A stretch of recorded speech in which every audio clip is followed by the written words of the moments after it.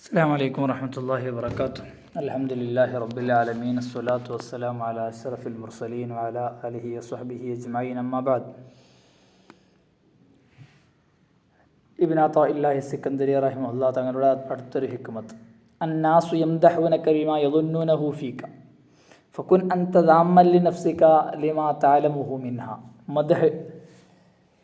മദ്ഹുമായി ബന്ധപ്പെട്ടുള്ള മദ്ഹുന്നാസ്, ജനങ്ങളുടെ സ്തുതി, അതിനെ എങ്ങനെ നമ്മൾ സമീപിക്കണം, നമ്മുടെ നിലപാടെന്തായിരിക്കണം എന്നുള്ളതിനെക്കുറിച്ചാണ്. ജനങ്ങൾ നിന്നെ സ്തുതിക്കും. ലിമാ യദുന്നൂനഹു ഫീക, നിന്നിൽ ഉണ്ടെന്ന് അവരുടെ ധാരണ. ഒരു കാര്യം, ഒരു നന്മ നിന്നിൽ ഉണ്ടെന്ന് ധരിച്ചിട്ടാണ് അവർ നിന്നെ മദ്ഹ് ചെയ്യുന്നത്. എന്നാലോ അപ്പോൾ അവരുടെ മദ്ഹിനനുസരിച്ച് അതിനനുസരിച്ച് താളം കണ്ടെത്തുകയല്ല നീ ചെയ്യേണ്ടത്. ഫകുൻ അൻത ദാമ്മൻ ലിനഫ്സിക്, അവർ മദ്ഹ് ചെയ്യുന്നുണ്ടെങ്കിൽ നീ നിൻ്റെ ശരീരത്തിനെ ദമ്മ് ചെയ്യുന്നവനാകണം, ആക്ഷേപിക്കുന്നവനാകണം. ലിമാ തഅലമുഹു മിൻഹ, കാരണം ആ നഫ്സിൽ നിന്ന് നിനക്കറിയാവുന്നത് കാരണത്താൽ. അപ്പോൾ പുറത്തേക്ക്, നമ്മുടെ ജീവിതത്തിൽ നിന്ന് പുറത്തേക്ക് പ്രകടമായി നിൽക്കുന്നത് ചില നന്മകൾ മാത്രമായിരിക്കും. ഈ ശരീരത്തിൻ്റെ ചെയ്തികളെല്ലാം മറ്റുള്ളവരെക്കാൾ കൂടുതൽ അറിയുന്നത് നമുക്കായിരിക്കും. അപ്പോൾ മറ്റുള്ളവർ പുറത്തുനിന്ന് ഇങ്ങനെ കാണുന്നതനുസരിച്ച് എന്തെങ്കിലും മദ്ഹ് ചെയ്യുന്നുണ്ടെങ്കിൽ ഉള്ളിൽ എന്താണെന്ന് നമ്മൾക്കറിയും. നമ്മളെ നിസ്കാരം എങ്ങനെയാണ്, നമ്മളെ നോമ്പ് എങ്ങനെയാണ്, നമ്മളിപ്പോൾ എത്രത്തോളമാണ് നന്മ ചെയ്യണത്, നമ്മൾ ചെയ്യുന്ന തിന്മകളുടെ തോത് മറ്റതിനേക്കാൾ എത്ര അധികമാണ്, അവർ കാണുന്ന നന്മകളിൽ തന്നെ നമ്മുടെ നിയ്യത്തുകൾ, ഉദ്ദേശ്യങ്ങൾ എന്തായിരുന്നു എന്ന് തുടങ്ങിയിട്ടുള്ള പല കാര്യങ്ങളും നമ്മൾക്കറിയാം. അപ്പോൾ ആ അറിയുന്നത് കാരണത്താൽ അവരുടെ സ്തുതിക്കനുസരിച്ച് അവർക്കൊപ്പം നിന്ന് നമ്മൾ രസിക്കുകയല്ല വേണ്ടത്. നമ്മൾ സ്വന്തം നഫ്സിനെ ആക്ഷേപിക്കുന്ന, അതിൽ പ്രശ്നങ്ങൾ കണ്ടെത്തുന്ന ആളായിരിക്കണം. നമ്മൾ മുമ്പ് സൂചിപ്പിച്ചതാണ്, ഒരു മനുഷ്യനും അവൻ്റെ സ്വന്തം നഫ്സിനെ പുകഴ്ത്തുന്ന ആളാവാൻ പാടില്ല. അതല്ല അള്ളാഹു പറഞ്ഞത്, അതല്ല അമ്പിയാക്കളുടെ മാതൃക. ഫലാ തുസക്കു അൻഫുസക്കും, അത് ഒരു മാസിയത്താണ്. ഇങ്ങനെ സ്വന്തം നഫ്സിനെ ഇങ്ങനെ വലുതാക്കി കൊണ്ടുവരിക എന്നുള്ളത്, അല്ലേ? കിബിർ പോലെ അല്ലെങ്കിൽ റിയാ പോലെ. മറ്റൊരു സാധനമാണ് ഉജ്ബ്. അപ്പോൾ സ്വന്തം നഫ്സ് ഇങ്ങനെ, ഞാൻ തഹജ്ജുദ് നിസ്കരിക്കുന്നുവെങ്കിൽ ഞാനിപ്പോൾ ഇനി മറ്റുള്ളവർക്ക് മുന്നിലൊന്നും ആകണമെന്നില്ല, സ്വന്തത്തെക്കുറിച്ച് നമുക്കൊരു അഭിമാനം ഇങ്ങനെ തോന്നുക. ഞാനിപ്പോൾ നിസ്കരിക്കുന്നൊക്കെ ആളാണ്, കുഴപ്പമില്ല, ദുഹക്ക് ഞാനെന്നും നിസ്കരിക്കലുണ്ടല്ലോ എന്നുള്ളൊരു ചിന്ത, അതൊരിക്കലും ചെയ്യാൻ പാടില്ല. അതൊരു ജരീമത്ത്, മാസിയത്താണ്. മറിച്ച് അല്ലാഹു സുബ്ഹാനഹു വതആല മുഅ്മിനീങ്ങളെ കുറിച്ച് പറഞ്ഞത്, റബ്ബനാ വലംനാ അൻഫുസനാ വഇല്ലം തഗ്ഫിർ ലനാ വതർഹംനാ ലനകൂനന്ന മിനൽ ഖാസിരീൻ എന്ന് ദുആ ചെയ്യുന്നവരാണ്. റബ്ബന സ്രിഫ് അന്നാ അദാബ ജഹന്നമ ഇന്ന അദാബഹാ കാന ഗറാമ ഇന്നഹാ സാഅത് മുസ്തഖറ വമുഖാമ. എപ്പോഴും നരകത്തെ തൊട്ട് കാവൽ തേടുന്ന, നഫ്സ് അതിക്രമം ചെയ്തു റബ്ബേ പുറത്തു തരണേ റബ്ബേ എന്നിങ്ങനെ എപ്പോഴും അള്ളാഹുവിനോട് തേടുന്ന ഒരു മുഅ്മിനീങ്ങളുടെ വിശേഷണമായിട്ട് അല്ലാഹു സുബ്ഹാനഹു വതആല പറഞ്ഞത് ഇതാണ്, റബ്ബനാ വലംനാ അൻഫുസനാ, ഞങ്ങൾ കുറേ അതിക്രമം ചെയ്തിട്ടുണ്ട് റബ്ബേ, നീ പുറത്തു തന്നിട്ടില്ലെങ്കിൽ ഞങ്ങൾ പരാജിതരായി മാറും. റബ്ബനാ ഗ്ഫിർ ലനാ ദുനൂബനാ വ ഇസ്റാഫനാ ഫി അംരിനാ വസബ്ബിത് അഖ്ദാമനാ വൻസുർനാ അലൽ ഖൗമിൽ കാഫിരീൻ. പലതവണ അല്ലാഹു സുബ്ഹാനഹു വതആല പറഞ്ഞു തന്നതാണ്. അപ്പോൾ അതിനനുസരിച്ചാണ് ഒരു മുഅ്മിൻ നിൽക്കേണ്ടത്. റസൂലും അമ്പിയാക്കളൊക്കെ അങ്ങനെയായിരുന്നു, അല്ലേ? റസൂലിൻ്റെ ഇബാദത്ത് ആ തരത്തിലായിരുന്നു. എല്ലാ അർത്ഥത്തിലും അള്ളാഹുവിനോട് കീഴ്പ്പെട്ട റസൂല്, ഇബാദത്തിൻ്റെ വിഷയത്തിൽ തന്നെ താൻ ഉഷാറാണ് എന്നുള്ളൊരു ഉജ്ബില്ലാത്ത റസൂല്, എല്ലാ അർത്ഥത്തിലും തവാളു മാത്രം കൊണ്ട്, അല്ലേ? ഏജാബ് ബിൻ നഫ്സ് എന്നുള്ള റസൂലിന് ഉണ്ടായിട്ടേ ഇല്ല. തവാളുവിൻ്റെ പര്യായമായിരുന്നു റസൂൽ സല്ലല്ലാഹു അലൈഹി വസല്ലം. അതാണ് പല അമ്പിയാക്കളെയും കുറിച്ച് സംസാരിക്കുമ്പോൾ അതിൽ റസൂലിനെ മാത്രം പറയുമ്പോൾ എല്ലാവരെയും പോലെ അമ്പിയാക്കളെ താഴ്ത്തിക്കെട്ടിയിട്ട് നിങ്ങൾ എൻ്റെ ഫضൽ പറയരുത് എന്ന് പറഞ്ഞ ഇന്ന ആളാണ് റസൂൽ സല്ലല്ലാഹു അലൈഹി വസല്ലം മാത്രമാണ്. അള്ളാഹു കൽപ്പിച്ചു കൊടുത്ത ഫضലൊക്കെ റസൂൽ പറഞ്ഞിട്ടുണ്ട്. അതല്ല നമ്മൾ പറയുന്നത്, റസൂൽ സ്വന്തം ഒരു ഉജ്ബ് എന്നൊരു സാധനം റസൂലിനുണ്ടായിട്ടില്ല. അതാണ് റസൂലിൻ്റെ ഇബാദത്തിലൂടെ ജീവിതത്തിലൂടെ നടന്നത്. എപ്പോഴും തവാളുവായിട്ട് നടക്കുന്ന ആളായിരുന്നു റസൂൽ സല്ലല്ലാഹു അലൈഹി വസല്ലം.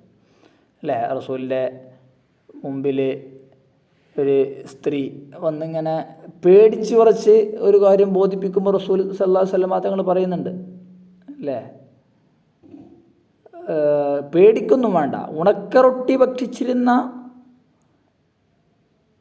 ആളാണ് ഞാൻ, അല്ലെങ്കിൽ അവരുടെ മകനാണ് ഞാൻ എന്നൊക്കെ റസൂൽ സല്ലല്ലാഹു അലൈഹി വസല്ലം തങ്ങൾ പറയുന്നുണ്ട്. അപ്പോൾ ഇങ്ങനെ പേടിച്ച് ഒരു കാര്യം അവതരിപ്പിക്കൊന്നും വേണ്ട, ആവശ്യമില്ല എന്ന് റസൂൽ. അപ്പോൾ എല്ലാ അർത്ഥത്തിലും ലാളിത്യത്തിലായിരുന്നു റസൂലിൻ്റെ ജീവിതം.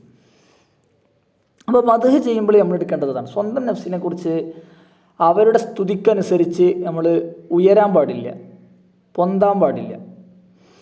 ഗസാലി ഇമാം പറയുന്നുണ്ട്, ഒരാൾ സ്തുതിക്കപ്പെടുകയാണെങ്കിൽ, ഒരാളെക്കുറിച്ച് ജനങ്ങൾ ഇങ്ങനെ ഉഷാറായിട്ട് എന്തൊക്കെയോ മദ്ഹ് പറയുന്നുണ്ടെങ്കിൽ, ഒന്നുകിൽ അയാൾ സ്വർഗാവകാശിയായിരിക്കും, നരകാവകാശിയായിരിക്കും. അള്ളാഹുവിൻ്റെ പക്കൽ വിജയി എന്ന് പറഞ്ഞാൽ അങ്ങനെയാണല്ലോ, ഒന്നുകിൽ സ്വർഗാവകാശി അല്ലെങ്കിൽ നരകാവകാശി. ഈ മദ്ഹ് ചെയ്യപ്പെടുന്ന ആൾ നരകാവകാശിയാണെങ്കിൽ ഈ ജനങ്ങളുടെ മദ്ഹിൽ ഇങ്ങനെ അഭിരമിച്ചതുകൊണ്ട് എന്ത് കാര്യമുള്ളത്? ഇയാൾ അവസാനം എടുക്കാണ് നരകത്തേക്കാണ്. അങ്ങനെയെങ്കിൽ ഈ മദ്ഹ് ഇനിയിപ്പോൾ അത് തന്നിലുള്ളതാവട്ടെ ഇല്ലാത്തതാവട്ടെ അതിലിങ്ങനെ അഭിരമിച്ചതുകൊണ്ട് എന്ത് കാര്യമുള്ളത്? കാരണം ഇയാൾ അവസാനം എടുക്കല്ലേ. ഇയാൾ സ്വർഗാവകാശിയാണെന്ന് വെക്കുക. സ്വർഗാവകാശിയാണെങ്കിൽ ഈ മദ്ഹ് കൊണ്ട് കാര്യമുണ്ടോ? ഒരു കാര്യമില്ല. മറിച്ച് അയാൾ ചിന്തിക്കേണ്ടത് അള്ളാഹുവിൻ്റെ ഫضലിനെ കുറിച്ചും അതിൻ്റെ മേലുള്ള സനാവും ശുക്റാണ് അയാൾ ചെയ്യേണ്ടത്. അള്ളാഹു ചെയ്തു തന്ന അള്ളാഹുവിൻ്റെ ഔദാര്യമാണ്, റഹ്മത്താണ് സ്വർഗം ലഭിക്കുക എന്നുള്ള വിജയം എന്നുള്ളത്. അപ്പോൾ അതിനെക്കുറിച്ച് ചിന്തിച്ച് അള്ളാഹുവിന് സ്തുതി പറയുക എന്നുള്ളതാണ് ഇവൻ ചെയ്യേണ്ടത്. അല്ലേ, സാധാരണ പറയാറുണ്ട്, ഇദാ ഖീല ലക നിഅമർ റജുലു അൻത ഫകാന അഹബ്ബ ഇലൈക മിൻ അൻ യുഖാല ബിഇസർ റജുലു അൻത ഫഅൻത വല്ലാഹി ബിഇസർ റജുൽ. നിന്നെക്കുറിച്ച് ജനങ്ങൾ ഒരാളിങ്ങനെ പറഞ്ഞു, ഓ എന്തോ ഒരു നല്ല ആളാണ് നീ എന്നൊരാൾ പറഞ്ഞാൽ ആ പറഞ്ഞതാണ് നിനക്കിഷ്ടം. എന്തിനേക്കാൾ? ഓ ഇജ്ജ് മോശമാണ് കേട്ടോ എന്ന് പറയുന്നതിനേക്കാൾ ഇഷ്ടം നീ വളരെ നല്ലവനാണ് എന്ന് പറയലാണെങ്കിൽ നീ മോശമാണെന്ന് പറഞ്ഞാൽ അപ്പം ജനങ്ങളുടെ മദ്ഹിൽ അവന് സ്ഥാനം കണ്ടെത്തും എന്നുള്ളതാണ് അതിൻ്റെ അർത്ഥം. ഈ വളരെ ഉഷാറാണ് എന്ന് പറയുന്നതും ഈ വളരെ മോശമാണെന്ന് പറയുന്നതും ഒരേപോലെ ആവണം. അതാണ് നമ്മൾക്ക് പിന്നീട് വരും. മഹാനായ മഖ്ദൂം അദ്കീൽ പറയുന്നുണ്ട്, ഒരു ഹദീസിൻ്റെ മറുവാചനമായിട്ട്, ഈമാനു മർഇൻ ലാ യകൂനു തകാമുല ഹത്താ യറന്നാസ ബിഇബ്ലിൻ മുസ്സില. ജനങ്ങളൊക്കെ ഒരു ഒട്ടകത്തെ പോലെ കാണുക. അതെന്ന് പറഞ്ഞാൽ അവരുടെ ദമ്മും മദ്ഹും സവാ ആയി മാറുന്ന രൂപത്തിൽ. അപ്പം നീ വളരെ ഉഷാറാണെന്നും നീ വളരെ മോശമാണെന്ന് പറഞ്ഞത് രണ്ടും ഒരേ അർത്ഥത്തിൽ കാണാൻ സാധിക്കണം. നീ വളരെ ഉഷാറാണെന്ന് പറയുമ്പോൾ നമ്മൾക്കൊരു മേനി നടിക്കൽ, വളരെ മോശമാണെന്ന് പറയുമ്പോൾ ഒരു താഴൽ, രണ്ടായാലും നമ്മൾ ചിന്തിക്കേണ്ടത് അള്ളാഹുവിനെ കുറിച്ചാണ്. അല്ലേ, അതല്ലേ സൂഫികളുടെ കവിതകളൊക്കെ വരുന്നത്. അള്ളാഹു നീയും ഞാനും തമ്മിലുള്ള ബന്ധം ഉഷാറാണെങ്കിൽ ജനങ്ങളും ഞാനും തമ്മിലുള്ള ബന്ധം എത്ര പ്രശ്നമായാലും കുഴപ്പമില്ല. അത് അവർ മദ്ഹ് ചെയ്യട്ടെ, ദമ്മ് ചെയ്യട്ടെ, എങ്ങനെയായാലും പ്രശ്നമില്ല എന്നുള്ള സൂഫി കവിതകളൊക്കെ നമ്മൾ പലതവണ കേട്ടതായിരിക്കും. അപ്പോൾ മദ്ഹ് എന്നുള്ളത് അള്ളാഹുവിൻ്റെ നിയമത്തിൻ്റെ മേൽ ശുക്ർ ചെയ്യാനുള്ള ഒരു പ്രേരകമായിരിക്കണം. നമ്മളിങ്ങനെ മദ്ഹ് ചെയ്യുകയാണെങ്കിൽ ആ മദ്ഹിൽ അഭിരമിക്കേണ്ട. ആ മദ്ഹ് കേട്ടാൽ സാധാരണ ഉലമാക്കളൊക്കെ പഠിപ്പിച്ചിട്ടുണ്ട്, ഒരാൾ നമ്മളെക്കുറിച്ച് മദ്ഹ് ചെയ്താൽ നമ്മളിഞ്ഞ് ഉള്ള കാര്യമാണെങ്കിലും നമ്മൾ പറയേണ്ടത്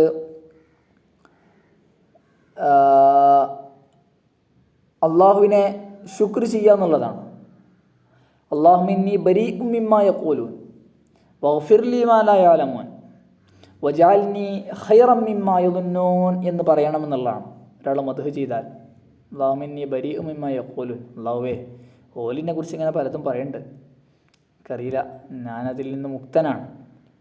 വഗ്ഫിർ ലീ മാ ലാ യഅലമൂൻ, അവർ അറിയാത്ത പലതും എന്നിലുണ്ട്, കുറേ ദോഷങ്ങളുണ്ട്. ആ നന്മയെക്കുറിച്ച് മാത്രം ഓൾക്ക് എന്തോ അറിവ് കിട്ടിയതുകൊണ്ടാണ് ഓലിങ്ങനെ പറയണത്. അപ്പോൾ ഓല അറിയാത്ത കാര്യങ്ങളൊക്കെ റബ്ബേ എനിക്ക് പുറത്തു തരണേ.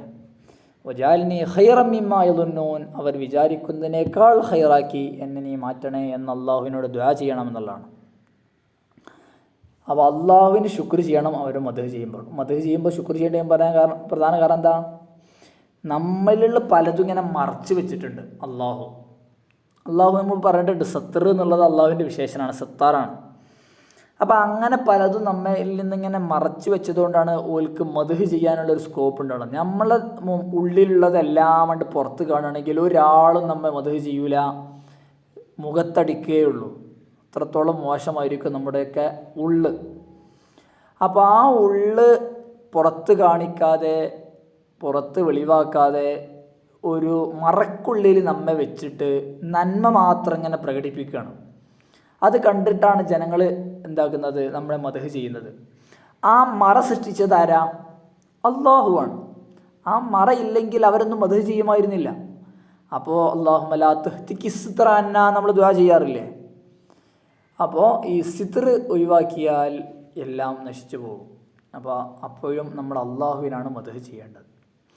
ഹിക്മത്തിൻ്റെ മറ്റൊരു ഹിക്മത്താണ് അൽ മുഅ്മിനു ഇദാ മുദിഹ ഇസ്തഹാ മിൻ അല്ലാഹി തആല അൻ യുസ്ന അലൈഹി ബിവസ്ഫിൻ ലാ യശ്ഹദുഹു മിൻ നഫ്സിഹി. ഒരു മുഅ്മിന് അവൻ മദ്ഹ് ചെയ്യപ്പെട്ടാൽ അള്ളാഹുവിൽ നിന്ന് ലജ്ജിക്കണം. സ്വന്തം നഫ്സിൽ നിന്ന് ഇല്ലാത്തൊരു കാര്യത്തിൻ്റെ മേൽ സ്തുതിക്കപ്പെടുക എന്നുള്ളത്, അതിൽ നിന്ന് ലജ്ജിക്കണം. അള്ളാഹുവിൽ നിന്ന് ലജ്ജിക്കണം ഈ മനുഷ്യൻ. ഓക്കെ, അത് രണ്ടവസ്ഥയിലും ലജ്ജ വരണം എന്ന് പറഞ്ഞാൽ, നമ്മൾ ചെയ്യുന്ന ഒരു കാര്യം, നമ്മിലുള്ള ഒരു കാര്യത്തിൽ ജനങ്ങൾ മദ്ഹ് ചെയ്താലും നമ്മിലില്ലാത്തൊരു കാര്യത്തിൽ ജനങ്ങൾ മദ്ഹ് ചെയ്താലും. ഇല്ലാത്ത കാര്യത്തിൽ മദ്ഹ് ചെയ്താണെങ്കിൽ ഓക്കെ അല്ലേ, നമ്മളിൽ ഇല്ലാത്തൊരു നമ്മളൊരു നന്മ, ആ നന്മ ഉറപ്പാണ്, അല്ലെങ്കിൽ നമ്മളൊരു ദാനം ചെയ്യണം, ആ ദാനം ചെയ്യണില്ല, അല്ലെങ്കിൽ ആ ദാനം വളരെ മോശമായിട്ടാണ്, അല്ലെങ്കിൽ മോശം ചിന്തയിലാണ് നമ്മൾ നൽകുന്നത്, വേറെ എന്തെങ്കിലും കാര്യത്തിന് വേണ്ടി നൽകുകയാണ് എന്ന് ജനങ്ങൾക്കറിയില്ല. അതുകൊണ്ടാണ് ഓലിങ്ങനെ മദ്ഹ് ചെയ്യണത്. അപ്പോൾ നമ്മളില്ലാത്തൊരു കാര്യമാണ്. അപ്പോൾ അത് മദ്ഹ് ചെയ്യുമെങ്കിൽ അപ്പോൾ പിന്നെ ഉറപ്പായിട്ടും അള്ളാഹുവിൽ നിന്ന് ലജ്ജിക്കണം. കാരണം അള്ളാഹു അറിയില്ലല്ലോ ഇപ്പോൾ നമ്മളെ ലക്ഷ്യം എന്താണെന്നുള്ളതൊക്കെ അള്ളാഹുവിന് അറിയില്ലോ. എന്നിട്ട് ജനങ്ങൾ അങ്ങനെ മദ്ഹ് ചെയ്യല്ലേ. അപ്പോൾ ഈ സത്തർ ഉണ്ടാക്കിയതാരാണ്? അള്ളാഹുവാണ്. അപ്പോൾ അള്ളാഹുവിൽ നിന്ന് ലജ്ജിക്കണം. ഇനി ആ കാര്യം നമ്മിലുള്ളതാണെങ്കിലോ അപ്പോഴും ലജ്ജിക്കണം. കാരണം ഈ കാര്യം കിട്ടിയത്, ഈ നന്മ ചെയ്യാൻ പറ്റിയത് ആരുടെ ഫضل കൊണ്ടാണ്? അള്ളാഹുവിൻ്റെ ഫضل കൊണ്ടാണ്. അപ്പോൾ ഫضലൊക്കെ അള്ളാഹുവിൻ്റെ അടുത്തുനിന്ന് മദ്ഹൊക്കെ സ്വീകരിക്കുന്നത് ഞാനും. ലജ്ജിക്കണ്ടേ? ലജ്ജിക്കണം. ഉദാഹരണം പറയുകയാണെങ്കിൽ ഇപ്പോൾ നമ്മൾ ഒരാൾക്ക് എന്തോ വീട്ടിൽ സൽക്കാരം നടത്തണം. സൽക്കാരം നടത്താൻ 5 കായ് നമ്മളില്ല. അപ്പോൾ നമ്മിലൊരാൾ അയാൾക്ക് എന്ത് നൽകുകയാണ്? 1,00,000 രൂപ നൽകി, ദാനം നൽകി. നിങ്ങൾ തിരുത്തോളി, നിങ്ങളിതുകൊണ്ട് സൽക്കാരമൊക്കെ ഉഷാറായി നടത്തിക്കോളി എന്ന് പറഞ്ഞു. അപ്പോൾ സൽക്കാരം അയാൾ 1,00,000 അല്ലേ, നല്ല ചെറിയ കുറച്ച് ആൾക്കാരെ പങ്കെടുക്കുന്നുള്ളൂ, പക്ഷെ ഉള്ളത് വളരെ ജോറാക്കി, നല്ല ഫുഡ്, നല്ല പന്തൽ, എല്ലാ സജ്ജീകരണങ്ങളൊക്കെ റെഡിയാക്കി സെറ്റാക്കി ആ കുറച്ച് ആൾക്കാരെ വിളിച്ചു. ഇവർ ഭക്ഷണമൊക്കെ കഴിഞ്ഞിങ്ങനെ പോകുമ്പോൾ വളരെ സെറ്റാണ് കേട്ടോ, ഇജ്ജ് വളരെ ഉഷാറാക്കിക്കണമല്ലോ എന്നൊക്കെ പറഞ്ഞ് ഇയാളോട് ഇങ്ങനെ മദ്ഹ് പറയാണ്. ഈ പൈസ കൊടുത്ത ആൾ അപ്പുറത്ത് ഇങ്ങനെ നിൽക്കുന്നുണ്ട്. ഇതൊക്കെ കേട്ടിട്ട് അയാളെ മുഖത്തേക്ക് നോക്കി ഇങ്ങനെ നിൽക്കുന്നുണ്ട്. അപ്പോൾ ആ വീട്ടുടമയ്ക്ക് ഈ സൽക്കാരം നടത്തിയ ആൾക്കൊരു ലജ്ജ ഉണ്ടാവില്ലേ? കാരണം 5 കായ് എൻ്റെതല്ല, മറിച്ച് മൊത്തം അയാൾ തന്നതാണ്. എന്നിട്ട് മദ്ഹൊക്കെ കിട്ടണതായിരിക്കും എനിക്കും. ആ ലജ്ജയാണ് യഥാർത്ഥത്തിൽ അള്ളാഹുവിൽ നമുക്ക് ഉണ്ടാവേണ്ടത്. അള്ളാഹുവിൻ്റെ ഫضل കൊണ്ടാണ് നമ്മൾ ഈ കാര്യങ്ങളൊക്കെ ചെയ്യുന്നത്. എന്നിട്ട് ഫضലൊക്കെ അല്ലെങ്കിൽ മദ്ഹൊക്കെ വാങ്ങുന്നത് ആര്? നമ്മൾ അള്ളാഹുലേക്കൊന്നും ഏൽപ്പിക്കുന്നില്ല. അപ്പോൾ രണ്ടായാലും അള്ളാഹുവിനെ മദ്ഹ് ചെയ്യുക, അല്ലെങ്കിൽ അള്ളാഹുവിൽ നിന്ന് ഹയാ ഉണ്ടാവുക എന്നുള്ളതാണ് ഒരു മുഅ്മിൻ ചെയ്യേണ്ടത്. ഓക്കെ, വഫഖന അല്ലാഹ്. ശുക്രൻ. അസ്സലാമു അലൈക്കും വറഹ്മത്തുള്ളാഹി.